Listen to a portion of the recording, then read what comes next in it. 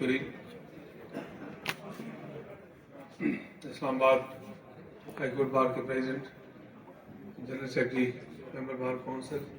अहदेदारान, वकला साहिबान, ख़वातीन हज़रात, मैं दिल की गहराई से शुक्रिया अदा करता हूँ कि आपने माजी की इस रवायत को बरकरार रखा और यौम यकजहती कश्मीर की मुनासबत से यहाँ बार एसोसिएशन में मिल बैठने का मौका मुहैया किया। माजी में भी कई मरतबा हाज़िर होने का मुझे एजाज़ हासिल है, लेकिन हर साल जब हम मिलते हैं तो हालात में कुछ न कुछ तब्दीली ऐसी होती है। हमारे अपने अंदरूनी हालात, मकबूजा कश्मीर के हालात, तहरीक आज़ादी कश्मीर के हालात, हिंदुस्तान के हालात, साउथ एशिया के हालात, बैन अवी हालात, ऐसी तब्दीलियाँ होती हैं कि जिन्हें हर बार नए सिरे से ज़ेर बहस लाना पड़ता है। ये बात बिल्कुल दुरुस्त है कि जब हम कश्मीर के मसले पर बात करते हैं तो दो तीन बुनियादी बातें बहुत अहम हैं। एक ये है कि मसला कश्मीर साउथ एशियन सब कॉन्टिनेंट की आज़ादी के मसले के साथ जुड़ा हुआ है और उसी के तसलसल और तनाजुर में इसे देखकर हल की तरफ ले जाना मकसूद है। और फिर ये मसला, क्योंकि जब आप गौर करते हैं तो आपको अंदाज़ा होता है कि ये मसला था नहीं बल्कि पैदा किया गया। और बदकिस्मती ये है कि दुनिया का सबसे बड़ा हुक्मरान अंग्रेज़ ना सिर्फ साउथ एशियन सब कॉन्टिनेंट में बल्कि दुनिया के जिस किसी मुल्क में भी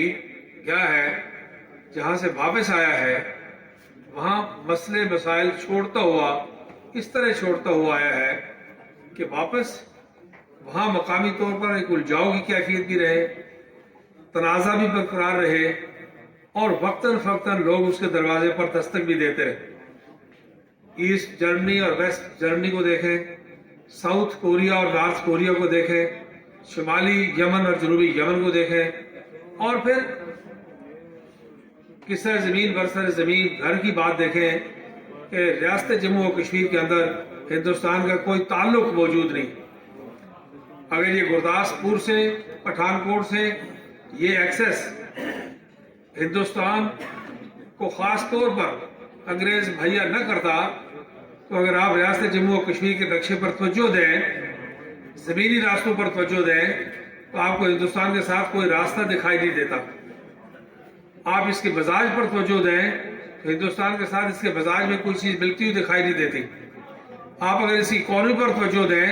तो आपको जम्मू और कश्मीर के इकानमी का कोई जुज़्व, कोई ताना बाना हिंदुस्तान की इकानमी के साथ जुड़ा हुआ दिखाई नहीं देता। अगर आप लोगों की सकाफत पर गौर करें तो यहाँ हिंदू भी हैं, मुसलमान भी हैं, सिख भी हैं, बुद्ध भी हैं, ईसाई भी हैं, जीन मत के लोग भी हैं,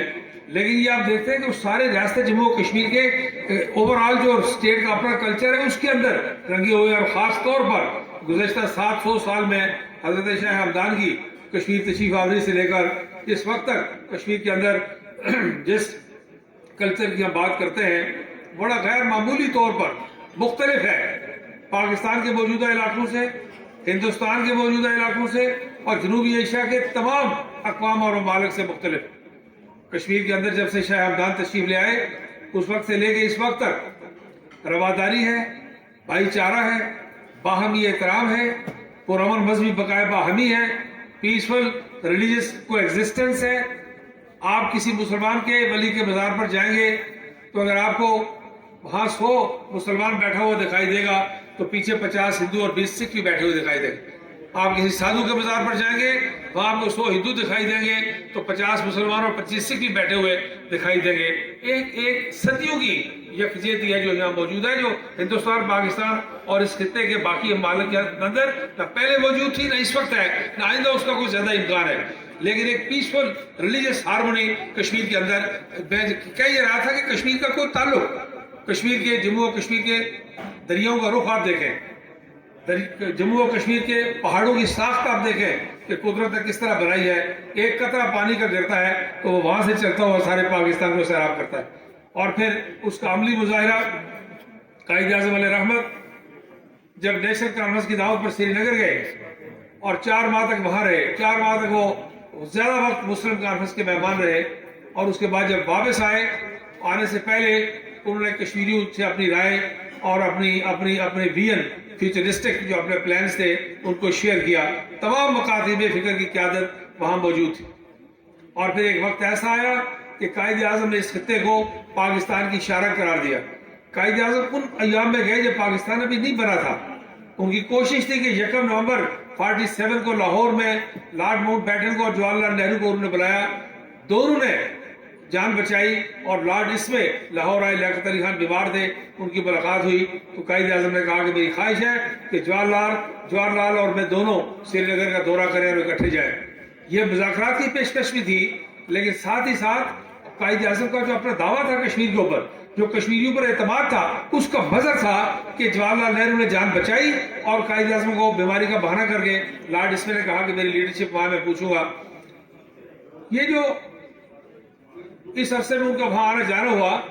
تو قائد اعظم ہر روز صبح فاطمہ جناح کے ساتھ سیر کے لیے نکلتے. طالب علموں سے، وکلاء سے، تاجروں سے، صنعت کاروں سے، عام زمیندار سے، ویجیٹیبل اور فروٹ گروئر سے، شاپ کیپر سے، اسٹوڈنٹ سے، ٹیچر سے، ریلیجیس اسکالر سے ملتے اور کوئی نہ کوئی بات جاتے ہوئے کرتے، واپس آتے ہوئے کرتے اور ایک سروے کرتے رہے. اور اس کے بعد واپسی پر آنے سے پہلے انہوں نے پتھر مسجد میں آل جموں و کشمیر مسلم کانفرنس کے ایک عظیم اجتماع کو ایڈریس کیا اور انہوں نے کہا کہ میں سارے متحدہ ہندوستان میں آل انڈیا مسلم لیگ بنانے کی کوشش کر رہا ہوں، لیکن جموں و کشمیر کے لوگوں یہ 562 ریاستوں میں واحد ریاست ہے جس میں نہ صرف یہ کہ آل انڈیا مسلم لیگ نہیں بنانے جا رہا بلکہ آج جموں و کشمیر مسلم کانفرنس کو ہی اپنی جماعت قرار دیتا ہوں اور فیوچر میں اس پر اعتماد کا اظہار کرتا ہوں. اس بات پر غور کرنے کی ضرورت ہے کہ قائد اعظم نے کشمیریوں کے جداگانہ تشخص کو احترام کیا، جداگانہ تشخص کو قائم رکھا، اسٹیٹ کی آئیڈینٹی کو پروٹیکشن مہیا کی، اس کو آنر کیا، اس کو رسپیکٹ دی اور ایسا موقع مہیا کیا کہ آج جن باتوں کی ضرورت پڑتی ہے کہ ہندوستان جب کشمیریوں کے تشخص کو تحریر کرنے کی بات کرتا ہے، کشمیری جب اپنے تشخص کی بات کرتے ہیں تو قائد اعظم کا وہ ویژن اب لوگوں کی سمجھ میں آتا ہے کہ قائد اعظم نے 561 ریاستوں میں مسلم لیگ بنانے کی بات کی اور اسٹیٹ آف جموں اور کشمیر کے اندر یہ نہ کرنے کے بعد کا مقصد کیا تھا. کشمیریوں کا تشخص برقرار رکھنا کہ اگر پاکستان ایک فریق ہے تو بالکل ہے، اگر ہندوستان ایک فریق ہے تو بالکل ہے، اگر بعد کی عالمی قراردادوں کے ذریعے چین ایک فریق بنا ہے تو بالکل ہے، لیکن بنیادی فریق کی جو ریاستی حیثیت تھی اس کو قائد اعظم نے پروٹیکٹ کیا اور اس کے بعد پھر آج جموں و کشمیر مسلم کانفرنس نے قرارداد علاقے پاکستان منظور کی. آج ہم جب یکجہتی کی بات کرتے ہیں تو ہمارے جو لیگل اسکالرز آپ بیٹھے ہوئے ہیں، جوان صاحب نسل کے لوگ بیٹھے ہوئے ہیں، ظاہر ہے بہت علم ہے، تجربہ ہے، ساری بات ہے، لیکن تاریخ کی کچھ باتیں آنکھوں کے سامنے رہنی چاہیے، پیش نظر رہنی چاہیے. اس لیے کہ اگر ہم ماضی کے اہم واقعات اور جو درجہ بدرجہ سفر ہے اگر اس کو ہم ذہن میں اس کی سائٹ لوز کر جائیں تو پھر ہم حال بھی نہیں سمجھ سکتے اور مستقبل کی بات بھی نہیں سمجھ سکتے. شارک کا سٹیٹس دینے کا مطلب کیا تھا؟ ایک بنیادی بات یہ تھی کہ پاکستان کے اندر لوگوں کو کشمیریوں پر تو اعتماد کا کمال درجے کا اظہار کر دیا، آخری درجے کا اظہار کر دیا شارک کا. پاکستان کے لوگوں کو یہ میسج دے دیا کہ کوئی انسانی جسم بازو کے بغیر، ٹانگ کے بغیر، کان کے بغیر، آنکھ کے بغیر، گردے کے بغیر، پھیپھڑے کے بغیر سروائیو کر سکتا ہے، لیکن شارک کے بغیر سروائیو نہیں کر سکتا. اور ہمارے نزدیک کشمیر کی اہمیت شارک کی ہے. گویا کہ پاکستان کی زندگی اور موت کے راستے کشمیر سے اگراتے ہیں. وہ اقتصادی ہے، دفاعی ہے، سیاسی ہے، تجارتی ہے، معاشی ہے، یہ اس کی بہت تفصیلات ہیں. لیکن قائد اعظم نے ایک جملے میں ساری آل انکلوسیو ساری باتوں کو اکٹھا کر دیا اور انہیں میسج دے دیا. ہندوستان کو یہ میسج دے دیا کہ اگر کبھی مستقبل میں ضرورت پڑے گی تو ہم ہو سکتا ہے بازو پر کمپرومائز کریں، ٹانگ پر کمپرومائز کریں، کان پر کمپرومائز کریں، لیکن ہم کسی صورت اپنی شارک پر کمپرومائز نہیں کریں گے. اور عالمی برادری کو یہ میسج دے دیا کہ ہماری پوزیشن بالکل واضح ہے اور یہی کشمیر پالیسی کی بنیاد ہے. ایک یہ کہ کشمیریوں پر اعتماد کرنا ہے، اور دوسرا ان کی خالص اعتماد ہی نہیں کرنا بلکہ ان کو شارک کا سٹیٹس دے کے انسانی جسم کی قیمتی ترین چیز، ناقابل سمجھوتا کمپوننٹ قرار دینا ہے. تھوڑا سا اور آگے چلیے، لارڈ ماؤنٹ بیٹن کا 3 جون کا پلان آگیا ہوا تھا. اسی کے تسلسل میں آج جموں و کشمیر مسلم کانفرنس ہے چودھری حمید اللہ خان کی صدارت میں غازی ملت سردار محمد ابراہیم خان صاحب کی رہائش گاہ پر جب چودھری غلام عباس جیل میں تھے تو قرارداد علاقے پاکستان منظور کی. اب جو قرارداد علاقے پاکستان ہے یہ ایک پارٹی کی قرارداد نہیں تھی. میں یہ بات اکثر کہتا ہوں، اس بات پر غور کرنا چاہیے آپ پڑھے لکھے لوگوں کو، کیونکہ آنے والے وقت میں سب سے زیادہ ضرورت یہ آپ کے جو فورمز ایسی پڑے گی. راجہ بازار میں جلسوں کی ضرورت شاید نہ پڑے، کوئی لیاقت باغ میں جلسوں کی ضرورت نہ پڑے، لیکن لیگل اور کانسٹیٹیوشنل جو ڈیبیٹ کھلنے والی ہے علاقائی سطح پر، عالمی سطح پر، اس میں آپ لوگ میرے جیسے سیاسی کارکنوں کی ضرورت پڑے نہ پڑے، آپ لوگوں کی ضرورت پڑے گی. تو اس بات کو سمجھنے کی ضرورت ہے کہ یہ قرارداد جو تھی یہ مسلم کانفرنس نے ایسے وقت میں پاس کی، منظور کی when the Muslim conference did not used to be one of the parties. It was the party of the state of Jammu and Kashmir having 100% elected representatives on his forum. یہ جو 21 کے 21 ممبر تھے وہ مسلم کانفرنس کے ساتھ 19 جیت کے آئے. 2 بیرسٹر نئے آئے، آزاد لڑکے ہیں، انہوں نے بھی جوائن کیا. جب قرارداد پاس ہوئی تو اس وقت ریاست کی 21 کی 21 مسلمان ممبر مسلم کانفرنس کے ساتھ تھے. اگر ساری بار جیتنے والا پینل اور ہارنے والا پینل، آنے والا پینل اور جانے والا پینل، موجودہ عہدیدار اور سابق عہدیدار سب مل کے کسی ویسے تو ریزولوشن کو سیٹنگ بار انڈورس کرے تو کافی ہے، اس کی لیگل سیکٹری تقاضے پورے ہو گئے. لیکن اگر 100% بار کسی ریزولوشن کو انڈورس کرے، یونینیمس انڈورس کرے، تو مجھے پتہ ہی ہے اس کی اہمیت بڑھتی ہے یا نہیں بڑھتی. تو یہ جو قرارداد علاقے پاکستان ہے، ایک تو 3 جون کے پلان کے ساتھ نمبر 1. دوسرا جو great divide of sub continent کا پروسیس ہے اس کے ساتھ ہے 2. نمبر 3 جو بین الاقوامی قراردادیں ہیں، اقوام متحدہ نے بعد میں ہندوستان کی درخواست پر جو قراردادیں کی، ان قراردادوں کے بالکل مطابق ہے. نمبر 4 ساری دنیا نے دیکھا کہ کشمیری مہاجر ہوئے، بے گھر ہوئے، لوٹے پٹے. ٹائمز آف لندن کے مطابق نومبر 47-48 کے درمیان جو لوگ سامبا کے جموں کے جنگلوں میں مارے گئے ان کی شہادت ہوئی، ان کی تعداد 2.5 لاکھ. 2.5 لاکھ ہے وہ لوگ. ہم ان کو 4.5 لاکھ کہتے ہیں، لیکن عالمی ریکارڈ اس کو جو ہے وہ 2.5 لاکھ کہتا ہے. ایک آپریشن میں 2.5 لاکھ لوگ پاکستان کے نام پر شہید ہوئے. اور پھر یہ مہاجرت کا سلسلہ چلتا رہا، اس وقت سے لے کے جموں سے لے کے سری نگر تک ابھی تک جاری ہے. چوتھی بات میں کہہ رہا تھا، وہ تجربہ کیا ہے؟ وہ تجربہ یہ ہے کہ یہ لوگ جب مہاجر ہوئے تو یہ ہندوستان کیوں نہیں گئے؟ پڑوس میں بڑا ملک موجود تھا. یہ چین میں کیوں نہیں گئے؟ ایک ہمدرد ملک موجود تھا، بڑا ہندوستان سے طاقتور ملک موجود تھا. یہ مذہب کی بنیاد پر سعودی عرب اور کویت اور دبئی کیوں نہیں گئے؟ اسلام وہاں موجود تھا. یہ انسانی حقوق کی بنیاد پر فرانس، جرمنی، چائنا اور کینیڈا اور امریکہ کیوں نہیں گئے؟ وہاں دنیا میں لوگوں کو پناہ دی جاتی ہے. یہ سارے کے سارے بچے، بڑے، بوڑھے، مرد عورتیں، 4000 آدمی ایک ٹرین میں جموں سے بیٹھے اور سیالکوٹ شہر میں جب پہنچے تو صرف 3 آدمی باقی بچ گئے تھے. باقی سب کی گردیں اتار دی گئی تھی، تمام لوگوں کی گردیں اتار دی گئی تھی. 4000 آدمی میں سے 3900 جو 97 لوگ تھے وہ مارے گئے. ایک آپریشن کی میں بات آپ کو بتا رہا ہوں، اس لیے کہ فطری تعلق جو تھا کشمیریوں کا جو ہے وہ پاکستان کے ساتھ اور پاکستان کا کشمیر کے ساتھ. یہ آج چونکہ ہم یکجہتی کی بات کر رہے ہیں اور میں اس یکجہتی کے عمل پر پاکستان کی قوم کو، پاکستان کی عوام کو، مسلح افواج پاکستان کو، قاضی حسین احمد صاحب کو بطور خاص کہ 88 اور 89 میں قاضی صاحب نے اس کی بنیاد رکھی، اللہ ان کا درجہ بلند کرے. اس عمل کو شروع کیا گیا، اس پر میں ساری قوم کو خراج تحسین پیش کرتا ہوں، سلام پیش کرتا ہوں. آپ سول سوسائٹی کے سارے طبقات کو مبارکباد پیش کرتا ہوں، لیکن ساتھ دل دکھتا بھی ہے، اس کا بھی اظہار کرتا ہوں. اس لیے فیلڈ مارشل ایوب خان جب پاکستان میں انہوں نے اقتدار سنبھالا تو مظفر آباد گئے اور مظفر آباد یونیورسٹی گراؤنڈ انہوں نے تقریر کی. انہوں نے کہا جموں و کشمیر کے لوگوں، ہو سکتا ہے آنے والے وقت میں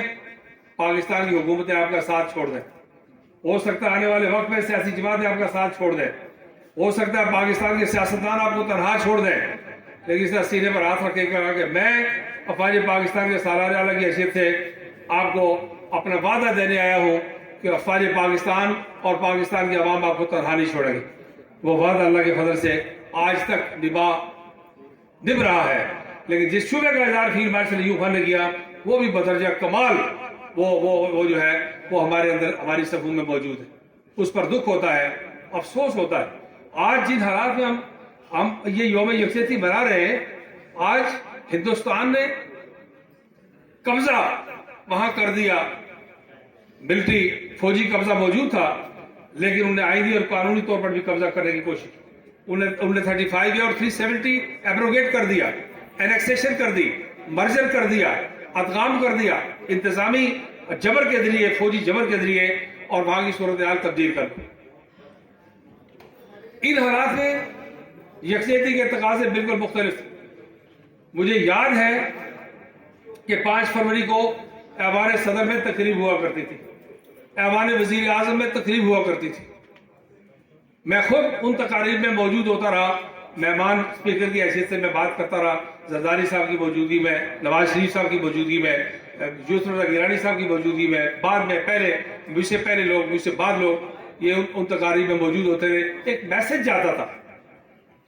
جاتا تھا کہ ساری قوم اکٹھی ہے، جماعتی اختلافات سے بالاتر ہے، اختلافات ہر جگہ ہوتے ہیں، سیاسی اختلافات سے بالاتر ہے، ہر جگہ ہوتے ہیں، حکومت اور اپوزیشن کے اختلافات سے بالاتر ہے، ہر جگہ ہوتے ہیں، اور ان اختلافات کی موجودگی میں ساری قوم ایک نقطے پر اکٹھی ہے، یہ میسج ہوتا تھا۔ بات ہم جو تھوڑی بہت اپنی ضروری بات ہوتی ہے، آدمی جہاں موقع ملتا ہے آدمی کرتا ہے، لیکن بنیادی نقطے کے گرد سب اکٹھے ہوتے ہیں تاکہ ایک میسج جاتا ہے کہ کشمیریوں کے حوصلے بلند۔ آج ہمیں غور کرنا ہے کیا وہ فضا موجود ہے؟ حکومت جلسے کر رہی ہے، اس میں اپوزیشن کا کوئی آدمی شامل ہے؟ پی ڈی ایم جلسے کر رہی ہے، اس میں حکومت کا کوئی آدمی شامل ہے؟ کیا آزاد کشمیر میں یکجہتی منانے کے لیے تیاری ہو رہی ہے سیاسی جماعتوں کی، اور اس میں تقاریر کیا ہو رہی ہے؟ میں بھی آپ کو بتا دیتا ہوں، وہ پرویز مشرف کہا کرتے تھے کہ 50 سے لے کے اسٹیٹمنٹ ایک ہی ہے، نام اور تاریخیں تبدیل کر رہی ہے خالی۔ تو یہی ہوگا کہ کشمیر بیچ دیا گیا، کشمیر خرید لیا گیا، کشمیر تقسیم کر دیا گیا، کشمیر بٹ گیا، مارے گئے، لوٹ گئے، سودا ہو گیا۔ اب یہ جب بات آپ اور میں یہاں کھڑے ہو کے کرتے ہیں تو ہندوستان کے ایکسپرٹس ان کے کلپس تیار کرتے ہیں، اور کشمیریوں کے گھر گھر میں پہنچاتے ہیں کہ بچوں تم اور بچیوں تم ادھر 12-15 سال کی عمر میں ہندوستان کے ٹینکوں کے آگے کھڑے ہو کر پاکستان کا پرچم لہرا کے کشمیر بنے گا پاکستان، سردار عبدالقیوم خان کا دیا ہوا نعرہ لگا کے یہاں کھڑی ہو، لیکن نہیں، ایسا نہیں ہے۔ وہ تو جناب فلاں صاحب کہہ رہے ہیں کہ کشمیر بک گیا، سودا ہو گیا۔ وہ کہتے ہیں جی ایک آدمی ہے، کہتے نہیں ٹھہرے ہم آپ کو دوسرا کلپ بتاتے ہیں، یہ جب حکومت میں تھا تو یہ کہتا تھا، یہ اپوزیشن میں تھا تو یہ کہتا تھا، اب یہ حکومت میں یہ کہتا ہے، یہ اپوزیشن میں یہ کہتا ہے، تو ساروں کی سٹیٹمنٹ ایک سٹیٹمنٹ ایسی چلی جاتی ہے جس سے یہ تاثر ملتا ہے کہ بک گیا، خریدا گیا۔ بھائی اللہ کے بندو، یہ قوم جموں و کشمیر کے لوگوں کے ساتھ ہے، یہ فوج ان کا مقدمہ لڑ رہی ہے، دہشت گردی کے خلاف بھی لڑ رہی ہے۔ عالمی برادری میں کیملا ہیرس نے بھی کہا، vice president, American vice president نے کہا کہ کشمیریوں تم تنہا نہیں ہو، UN سیکرٹری جنرل نے کہا کہ مذاکرات ہو رہے ہیں،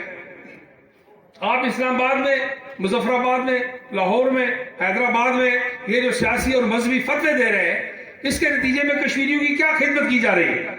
اس کے نتیجے میں کشمیریوں کو کیا پیغام دیا جا رہا ہے؟ اور جب شروع میں نے آپ سے گزارش کی کہ قائد اعظم نے ریاستی جماعت کے اوپر ہاتھ رکھا، ریاست کو، ریاستی تشخص کو قائم رکھا، اسے تسلیم کیا، اسے آنر دیا، یہ بات بھی میں آپ سے کہوں کہ قائد اعظم نے، آپ نے زیدی صاحب کے پیپر قائد اعظم ورکس اور قدرت اللہ شابر، ان لوگوں جن نے پڑھا ہے ان کو اس بات کا اندازہ ہے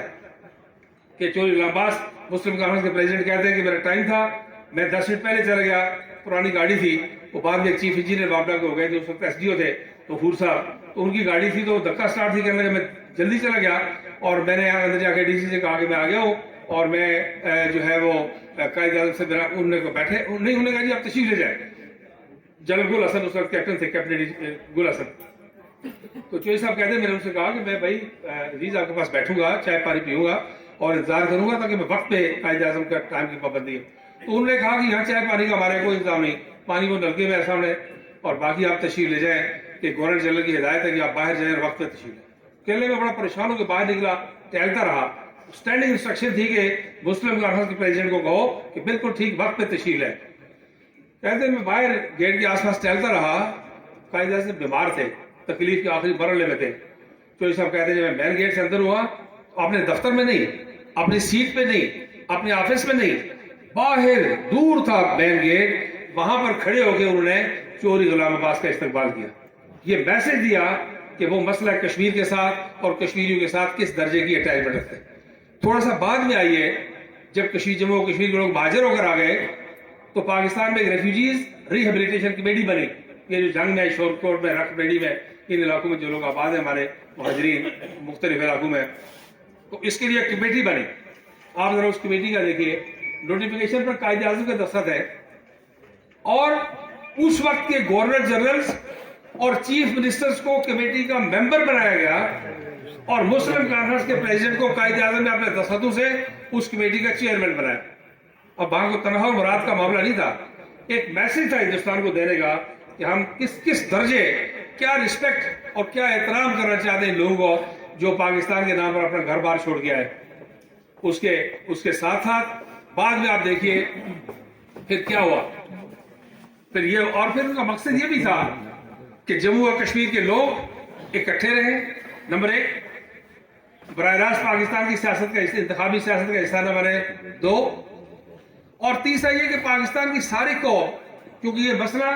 ساری قوم کے اجتماعی تائید و حمایت کا تقاضا کرتا ہے، ساری قوم ان کی پشت پر کھڑی رہے اور تقسیم نہ ہو۔ لیکن بعد میں ہم نے، اور پھر اس کی ایک اور پہلو بھی ہے، جب میں کہہ رہا تھا کہ یہ جو لیگل فیٹرنیٹی آپ کی، اس کو زیادہ اس بات کا احساس ہوگا کہ اس میں قانونی مسئلہ بھی ہے۔ کشمیر کے لوگ جب ہم کہتے ہیں کہ فریق ہیں، تو یونائٹڈ نیشن کے ڈاکومنٹس میں دو جن پولیٹیکل آرگنائزیشن کا ذکر ہے، ان میں ایک مسلم کانفرنس ہے اور ایک شیخ محمد عبداللہ کی نیشنل کانفرنس ہے۔ بین الاقوامی ڈاکومنٹس میں کسی تیسرے کا کوئی ذکر نہیں ہے، یہ بات سمجھنی چاہیے۔ یہ ایک لیگل بیٹل ہے جس میں ہم اس ایف آئی آر میں، اس مقدمے میں فریق کی حیثیت رکھتے ہیں۔ اس فریق کو اگر مضبوط رہنے دیا جائے گا قائد اعظم کی طرح، قائد اعظم کی کشمیر پالیسی کو انٹیکٹ رکھا جائے گا، جوڑ توڑ بند کی جائے گی، تو یہ فریق ایک مضبوط فریق کی حیثیت سے اپنا مقدمہ لڑے گا، اپنا تشخص برقرار رکھے گا۔ گھر میں ہم سب ایک دوسرے سے بڑھ چڑھ کر پاکستانی ہیں، پاکستان تو مذاکرات کے نتیجے میں بنا، لیکن کشمیر میں ایک انچ پر پچھلے 80 سال سے لوگ پاکستان کے لیے جان دے رہے ہیں، اس کو پاکستان بنا رہے ہیں۔ یہ تو قربانی والے پاکستانی ہیں، لیکن ہندوستان کے مقابلے میں جب میں کہتا ہوں کہ میں کشمیری ہوں تو میرا مقدمہ بنتا ہے۔ اگر میں کہوں میں پنجابی ہوں، میں سندھی ہوں، میں بلوچ ہوں، میں پٹھان ہوں، میں بروئی ہوں، بنگالی ہوں، میں مہاجر ہوں، میں مقامی ہوں، تو میرا مقدمہ نہیں بنتا، قانون اجازت نہیں دیتا۔ لیکن جب میں کہتا ہوں کہ میں کشمیری ہوں تو پھر میں سمجھتا ہوں کہ 22 کروڑ لوگ میری پشت پر ہیں اور میں ایک مضبوط فریق کی حیثیت سے اپنے اس مقدمے کو لے کر چلتا ہوں۔ لیکن عملی طور پر کیا ہو رہا ہے؟ وہ میں نے ٹی وی کے پروگرام میں ایک دن بات کی تو کچھ دوستوں نے اس کو انجوائے کیا، کچھ نے گلا کیا، کچھ نے ایسے میں اکیڈمی گپ شپ کے لیے میں نے کہا کہ ادھر کوئی رجوع شریف ہے، مجھے کبھی جانے کا اتفاق نہیں ہو کہ پیر صاحب ہے وہاں،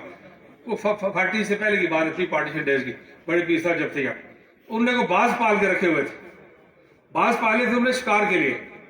تو پیر صاحب جنگل میں جا کر باز چھوڑتے تھے شکار کے لیے، پیر صاحب جنگل میں بیٹھے ہوتے تو وہ باز دوڑ کے آتے اور گھر کی مرغیاں آ کے مارتے،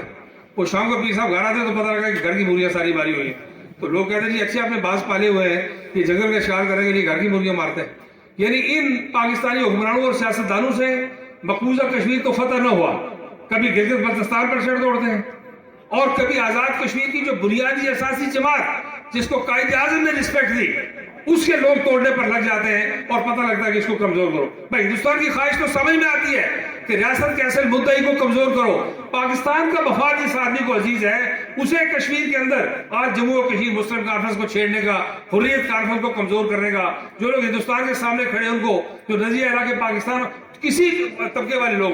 کشمیر کے اندر جو خود مختار کشمیر والے لوگ ہیں وہ بھی ہندوستان کے سامنے کھڑے ہیں۔ یہ جو موجودہ تحریک ہے، یہ علاقے پاکستان والے ہم بعد میں شامل ہوئے، یہ جو موجودہ عسکری تحریک ہے یہ JKLF کے لوگوں نے شروع کی ہے، وہاں پر خود مختار کشمیر کے لوگوں نے شروع کی ہے۔ سارے لوگ ہندوستان کے خلاف ہیں، کشمیریوں کی اس قوت کو برقرار رہنے دینے کی ضرورت ہے۔ کبھی ایک ہی گردن آپ بروڑتے ہیں, کبھی دوسرے کی گردن بروڑتے ہیں. یہاں تو کام آپ سے ٹھیک, یہاں سے لے کے ایئرپورٹ کا راستہ ٹھیک ہوتا نہیں ہے, نہ کہ حکومت سے دوسری حکومت سے. تو یہ میں کہنا یہ چاہتا ہوں کہ یہ اس بات پر یہ جو آپ کی برادری ہے, قانون دانوں کی برادری, یہ جو لیگل فیٹرنیٹی ہے, اس کو غور کرنا چاہیے اور اپنا مائنڈ میک اپ کرنا چاہیے, فیوچر کی تیاری کرنی چاہیے. وقت آ گیا ہے کہ اب لوگ, جیسے میں نے کہا کہ یو این سیکرٹری جنرل نے بھی بات کی ہے, امریکن وائس پریزیڈنٹ نے بھی بات کی ہے, اور خدا کا شکر ہے کہ نریندر مودی کی غلطیوں نے ہندوستان کو تنہا کر دیا. نریندر مودی کی انتہا پسندی نے دنیا کے سامنے وہ پاکستان کو آئسولیٹ کرنا چاہتے تھے, اسٹرینگولیٹ کرنا چاہتے تھے, لیکن ہندوستان خود تنہا ہو گیا. جو ہی پچھلے مہینے دسمبر جنوری میں ہندوستان حملے کی تیاری کر رہا تھا, تو آپ کے علم میں ہے 2-3 اقدامات جو چین نے کیے. 2 لاکھ طاقتور فوجی دستے انہوں نے لداخ کے بارڈر پر کھڑے کر دیے, اور فاروق عبداللہ نے ہندوستان کے مین اسٹریم میڈیا کو کہا, اسے پوچھا اینکر نے, تو اس کا خیال یہ تھا کہ شاید فاروق عبداللہ نے غصے میں بات کر دی ہے کہ جی چائنیز کا کوئی ذکر اسے کیا ہے. تو اسے کہا کہ عبداللہ, what do you mean by this? You have mentioned Chinese to come in Kashmir and so on and so forth. تو اسے کہا کہ yes, I mean it. I repeat it. That Kashmiris in Srinagar, they are waiting for Chinese to come in. یہ میری نہیں, میں اس کی statement دہرا رہا ہوں جو ٹی وی پر چلی ہے, غلط ہے یا صحیح ہے, لیکن یہ ہندوستان کے اندر بیٹھ کر شیخ محمد عبداللہ کے فرزند رہے, جو ہمارا ان کے سیاسی نظریات اختلاف ہو سکتا ہے, بہت قد کاٹ والے لوگ ہیں کشمیر کے اندر, ہندوستان کی پالیٹکس کے ساتھ کھڑے ہیں. آج وہ بھی یہ کہہ رہے ہیں کہ ہمارے بڑوں نے غلطی کی تھی, قائد اعظم کی بات نہیں مانی, مسلم کانفرنس کی بات نہیں مانی, لیکن آج کشمیر کے اندر ان قوتوں کو کمزور کیا جا رہا ہے. مقصد کیا ہے؟ سوال یہ پیدا ہوتا ہے. گلگت بلتستان کا مسئلہ اٹھا, شکر ہے خدا کا جلدی اس پر بیٹر سینس پریویل کیا, اور پرائم منسٹر کی بھی جو ہے وہ اسٹیٹمنٹ آ گئی کہ ہم اقوام متحدہ کی قراردادوں کے مطابق اس معاملے کو آگے لے کر چلنا چاہتے ہیں. کچھ کیئر ٹیکر چیف منسٹر تھے, وہ میرے ساتھ ٹیلی ویژن اس پہ تھے پروگرام میں, انہوں نے بھی کہا کہ ہم اس کو آگے لے, کشمیر کے تحریک کا حصہ ہے. یہ جو موجودہ چیف منسٹر ہیں, ان کا بھی اللہ بھلا کرے, انہوں نے آدھے کہہ دیا اس معاملے پر تھوڑی سی روک تھام پیدا ہو. ورنہ سوال یہ پیدا ہوتا ہے کہ اگر ہم اس علاقے کے اسٹیٹس کو, نہ اس کی ڈیموگرافک کمپلیکشن کو چھیڑ سکتے ہیں,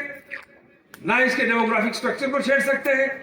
نہ اس کی جغرافیائی حیثیت کو چھیڑ سکتے ہیں. ہاں کسی انتظامات کرنے ہیں, سڑکیں ٹھیک نہیں ہیں تو آپ ضرور ٹھیک کریں, اسکول نہیں کھلے تو کھول دیں, ہاسپٹل دیں, لوگوں کو ملازمتیں دیں, روزگار دیں, قرضے دیں, لا اینڈ آرڈر ٹھیک کریں, لیجسلیشن کے اختیارات دیں, انٹرنل اٹانومی دیں, جو کر رہے ہیں آپ کے کرنے کے کام ہیں. لیکن بین الاقوامی مقدمے کو پاکستان کی سیاست کی نظر نہیں کرنا چاہیے, نہ ہی آزاد کشمیر کو پاکستان کی سیاسی اور جماعتی جنگ و جدل کا بیٹل فیلڈ بنایا جائے, نہ ہی آزاد کشمیر کو پاکستان کے انتخابی مقاصد کا, کہ لڑائی ہوتی ہے کراچی اور حیدرآباد میں اور نعرے لگتے ہیں مظفر آباد اور میرپور میں. مظفر آباد اور میرپور میں تو نعرہ لگنا چاہیے جو ہندوستان کے لیے میسج ہو, جس سے پاکستان کے لیے یکجہتی کا پیغام آئے, جس سے ہمارے ڈیفنس کو اسٹرینتھ ملے, جس سے حریت کانفرنس کے قائدین کو, آسیہ اندرابی برقع پوش خاتون کرمنلز کے جیل میں رکھی ہوئی ہے, ان کے میاں ڈاکٹر قاسم, آپ لوگ حیران ہوں گے, کچھ کو پتا ہے کچھ کو نہیں پتا. یہ ہمارے کشمیر مہاجرین میں سے پیزا افسران پر نظر پڑی ہے, اور کچھ دوست آر پار کے بیٹھے ان کو پتا ہے کہ ہندوستان کا قانون یہ تھا, وہ پھانسی کی قید ہماری طرح یہ جو 14 سال کی ہے, جو بھی کچھ ہے, ہندوستان نے آسیہ اندرابی کے میاں کے لیے ہندوستان کا قانون تبدیل کیا کہ پھانسی کی سزا کا مطلب یہ ہے کہ مجرم کی ڈیڈ باڈی جیل سے باہر آنی چاہیے. ہندوستان کے قانون میں ایک کشمیری کے لیے 100 ارب کی بستی میں قانون تبدیل ہوا, اور اب اس قانون کا اطلاق ہو آسیہ اندرابی پر بھی کرنا چاہتے ہیں. کشمیری یہ جنگ لڑ رہے ہیں. کشمیری نے پنچایت کے الیکشن میں آپ نے دیکھا, آپ دیکھ رہے ہیں کہ ہندوستان کو اس بات کا اعتراف ہے کہ اگر کشمیر کا ہندوستان کے ساتھ کوئی تعلق ہوتا, ہندو بستی کے ساتھ, ہندو آبادی کے ساتھ کوئی تعلق ہوتا, اس زمانے سے لے کر اس وقت تک ہندوستان کا جو حکمران ہے, وزیر اعظم ہے, یا پہلے وزیر اعظم تھا, وزیر اعلیٰ ہے, وہ مسلسل مسلمان چلا رہا ہے, جو کوئی حادثے کی بات نہیں, اتفاق کی بات نہیں ہے. وہاں جب یہ ہمارا ڈویژن ہوا, great divide of sub continent کے وقت, تو جو کمپلیکشن تھا وہ 87 اور 87% اور جو 10-20-30% بچتا ہے وہ تھا. مسلمانوں کی آبادی اوور ویلمنگ مسلم میجارٹی اسٹیٹ ہے. اس کے اپنے تقاضے ہیں, لوگوں کے اپنے خیالات ہیں, جذبات ہیں, احساسات ہیں. کسی نے کو جبر نہیں کیا. پاکستان کی میں اس وقت فوج نہیں تھی, حکومت نہیں تھی, پاکستان بنا ہوا نہیں تھا, کوئی کسی کشمیر کونسل کی یا کسی پی ٹی وی کی اسکیمیں نہیں تھی وہاں جا کے کہ کوئی کارڈ تقسیم ہوتے یا کوئی سڑکیں اسکول تقسیم ہوتے. پاکستان وجود میں نہیں تھا تو کشمیریوں نے اپنی تقدیر کو پاکستان کے ساتھ وابستہ کیا, اس لیے کہ فیوچرسٹک ویژن تھا. ورنہ یہ سارا ساؤتھ ایشیا ڈسٹیبلائز ہو جائے. یہ سوویت یونین ڈس ممبر ہوا تو ساری دنیا کو وقتہ پڑا ہوا ہے, تباہی پڑی ہوئی ہے. ہم کبھی بھی, میں اپنی بات کر رہا ہوں, مسلم کانفرنس کا رئیس العراق کو چاہے قائد ملت عباس اور مجاہد سردار قیوم خان کا زندگی بھر کی پوزیشن آپ کو بتانا چاہتا ہوں کہ ہم نے کبھی ہندوستان کی ڈس ممبرمنٹ کی بات نہیں کی, کبھی ہندوستان کی توڑ پھوڑ کی بات نہیں کی, کبھی ہندوستان کے اندر داخلی دخل. روز اول سے ہمارا مقدمہ یہ ہے کہ کشمیر کے اوپر جو ہمارا موقف ہے اس کو تسلیم کیا جائے اور کشمیری کو کہ خود رائے دہی کا موقع دیا جائے. اور لوگوں کو وہ کہتے ہیں جی تحریک کمزور پڑ گئی ہے. ہم نے کہا آپ کی بات مان لیتے ہیں, فوج ہٹا کے لے جاؤ. آپ فوج میں اضافہ کر رہے ہو, اگر تحریک کمزور ہو گئی ہے تو پھر فوج رکھنے کا کیا مقصد ہے؟ وہ کہتے ہیں سروے ہو گیا, لوگ پاکستان کے ساتھ نہیں ہیں. ہم کہتے ہیں باہر کانفرنسز میں لوگوں سے, ہندوستان سے آئے ہوئے لوگوں سے, فوجیوں سے, سول سے, این جی او سے, ٹریک ٹو آگے پیچھے لوگوں سے بات ہوتی ہے. وکلا ہے, تاجر ہے, اس میں دانشور ہے. ہم نے کہا بالکل ٹھیک ہے, آپ کی بحث نہیں کرتے, ایک استصواب میں رائے کروا دو, پلیبسٹ کروا دو, تاکہ پتہ لگ جائے کہ لوگ تحریک آزادی سے بھی تھک گئے, پاکستان سے بھی تھک گئے, ہندوستان کی محبت کو جا گئی ہے. وہ ٹیگور نے کہا ہے کہ اس بات کا امکان موجود ہے کہ آپ جبر اور طاقت کے ذریعے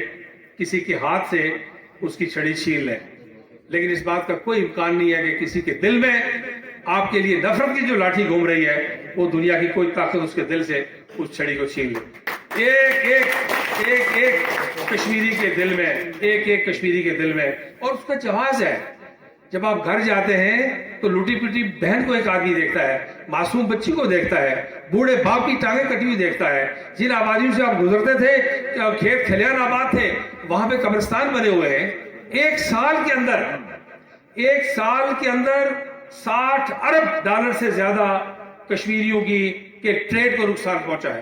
ایک سیب کا درخت ان ظالم کے بچوں نے الیکٹرک کاروں سے کاٹا ہے, جس کو انہوں نے بچوں کی طرح پالا ہوا تھا, وہ دیکھے نہیں جاتے اور ان کے گھر مسمار کر دیے ہیں. اور جب آج لاش لینے کے لیے آپ جاتے ہیں تو آپ کو اندازہ نہیں ہے کس قیامت سے لوگ گزرتے ہیں. وہ کہتے ہیں یہ فارم میں بھرے, یہ آپ کے بچے کی لاش ہے, آپ نے پہچان لی, لوگ خوش ہوتے ہیں, چلے مر گیا تو ہو گیا. انہوں نے کہا یہ فارم بھرے, فارم پہ کیا لکھا ہوا ہے کہ بچہ غیر قانونی سرگرمی میں ملوث تھا, اس پہ دستخط کریں. نمبر 2, کسی ہندوستان کے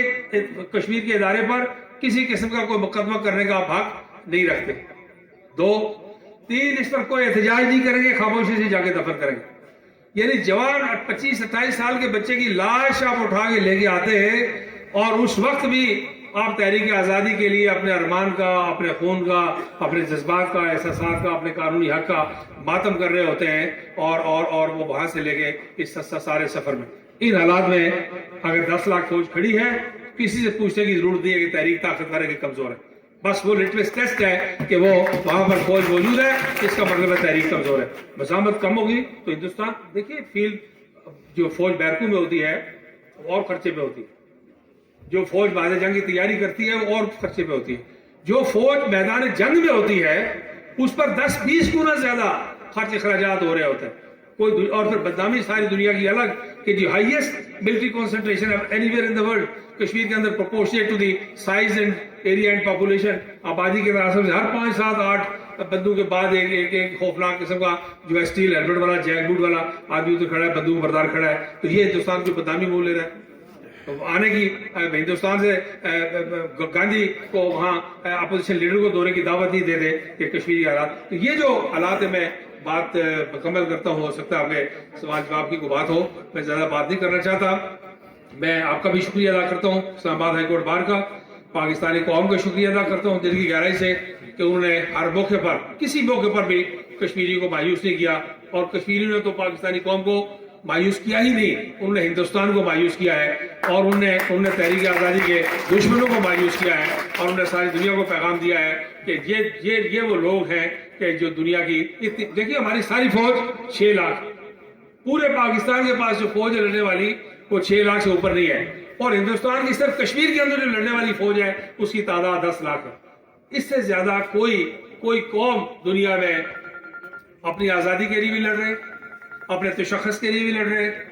اپنے باپ دادا بہن بھائیوں کی عزت آبرو جو لوٹی ہے اس کے انتقام لینے کے لیے لڑ رہے، اور پاکستان کی تکمیل کے لیے بھی لڑ رہے کہ ایک ملک کو اپنی جغرافیائی، دفاعی، معاشی، اقتصادی سرحدات کو مکمل کرنا ہے، تاکہ ہندوستان پانی بند نہ کر سکے، تاکہ یہ ڈیم بنا کے پانی ڈائیورٹ نہ کر سکے، تاکہ پنجاب اور سندھ کے کھیت کھلیان ویران اور غیر آباد نہ کر سکے، پینے کا پانی بند نہ کر سکے، ٹریڈ کے راستے میں رکاوٹ نہ بن سکے۔ گوادر پورٹ بن گئی ہے، ساری دنیا کا ایک گیم چینجر پلان ہمارے حصے میں آ گیا ہے، اس کا جو بنیادی پہلا قدم ہے وہ گلگت بلتستان ہے، state of Jammu and Kashmir کا علاقہ ہے۔ یہ کئی دفعہ لوگ مکس کرتے ہیں بات، یہ آزاد کشمیر کا علاقہ نہیں ہے، ریاست جموں اور کشمیر کا حصہ ہے، یہ بات سمجھنی چاہیے، اور وہاں سے ہو کے آزاد کشمیر سے ہو کے سارے پاکستان کو، اس کے اندر state of Jammu and Kashmir کی ایک بے پناہ اہمیت ہے، اور میں پاکستان کے آپ کے وسط سے اس دن کی مناسبت سے، ابھی وزیر اعظم یا صدر یا وزیر خارجہ کسی کو وہاں بھی جانا ہوگا، لیکن لوگ ان تقریروں پر اعتماد اس وقت کریں گے جب پاکستان کے سیاستدان، حکمران اور اپوزیشن آزاد کشمیر کی طرف، حریت کانفرنس کی طرف، state of Jammu and Kashmir کی طرف، گلگت بلتستان کی طرف، لداخ کی طرف، جموں کی طرف، مہاجرین جموں اور کشمیر کی طرف قائد اعظم کی آنکھ سے دیکھیں گے تو وہ جواب میں اسی پیار محبت کے احترام سے۔ اگر آپ اس کو اپنی جماعتی زور پر دیکھیں گے، مسئلہ کشمیر پیپلز پارٹی کا مسئلہ نہیں ہے، نواز لیگ کا مسئلہ نہیں ہے، تحریک انصاف کا مسئلہ نہیں ہے، جے یو آئی یا جی یو پی کا مسئلہ نہیں ہے، یہ 22 کروڑ لوگوں کی زندگی اور موت کا مسئلہ ہے، جنوبی ایشیا کی بقا کا مسئلہ ہے۔ اسے اپنی جماعتوں کے نقطہ نظر سے دیکھنا بند کرو، ریاست جموں و کشمیر کے اندر، آزاد کشمیر کے اندر ریاستی تشخص کی پابندی کو بند کرو، آزاد کشمیر کو ایک مضبوط اور بازوئے شمشیر زن بنا کے لوگوں نے رکھا ہوا ہے، نہ اس وقت ایک پارٹی تھی،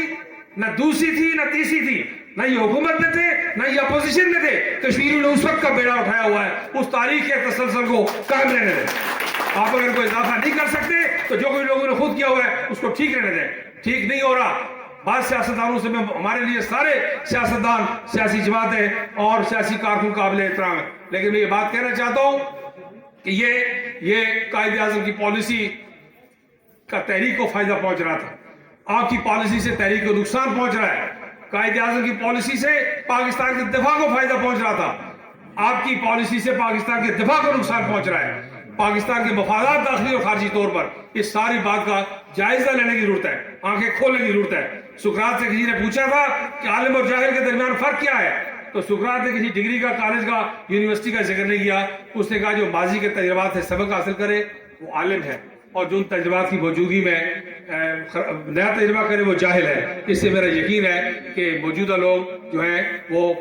کوشش کریں گے کہ اپنے آپ کو عالم کے درجے پر فائز کریں، کوئی نیا تجربہ کر کے جوہلا کی فہرست میں شامل نہ ہو، کوئی بھی ہے کیسے باشد، میری مراد کو خاص کسی نور خان شیر خان سے نہیں ہے، جو بھی لوگ جہاں جہاں کی بیٹھے ہیں ان تک، ان کے لیے میرا پیغام یہی ہے۔ میں ایک بار پھر آپ کا شکریہ ادا کرتا ہوں، میڈم افشار سعید نے، مشتاق سلیم چشتی نے، اور ان لوگوں نے آپ کی طرف سے